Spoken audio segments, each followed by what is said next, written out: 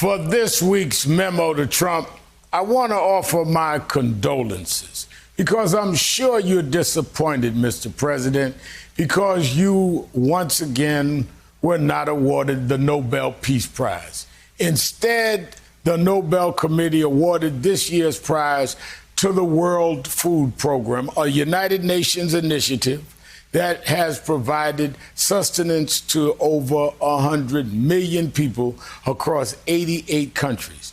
I know this must be baffling to you, Mr. President, since you're the kind of man who won't even allow a routine government food program to go out to hungry school children without trying to slap your name on it. It's not that hard to hand out food without your style of self-aggrandizement. I do it every week with the National Action Network. If you ever want to do some actual charity, you're welcome to come and join me anytime. But even if you can't, I still want to help you out by explaining the criteria for the Nobel Peace Prize so you can understand just how manifestly unfit you are as a candidate. In his will, the late Alfred Nobel established a foundation to award the Peace Prize to, quote, the person who shall have done the most or the best work for fraternity between nations and the abolition or reduction of standing armies and the formation and spreading of peace congresses. So let's start with the fraternity between nations. Here's just a little taste of what you've had to say about the other countries just over the last few months.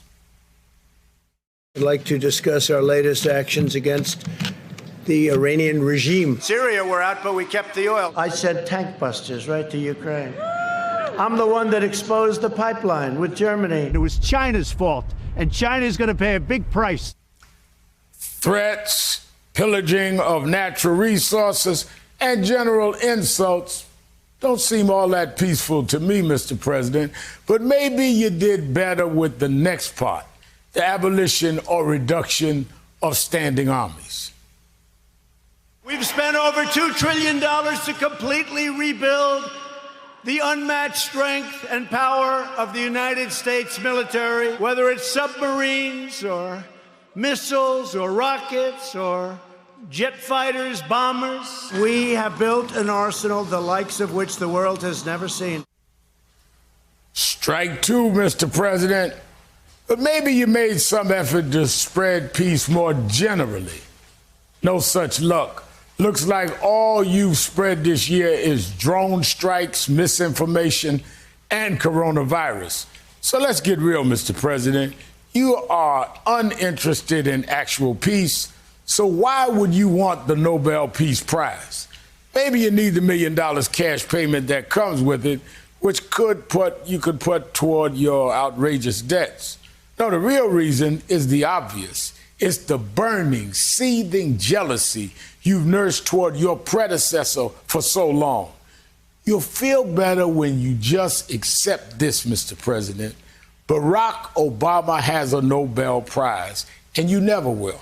The 44th president is smarter, more accomplished, and more universally beloved than you will ever be. Not just in Sweden, where the Nobel Committee meets, but also in the United States and all countries around the world. It's a tough pill to swallow, I know, but you'll be better once you just learn to make peace with it. After all, self-acceptance is a prize all its own. We'll be right back. Hey there, I'm Chris Hayes from MSNBC. Thanks for watching MSNBC on YouTube. If you want to keep up to date with the videos we're putting out, you can click subscribe just below me or click over on this list to see lots of other great videos.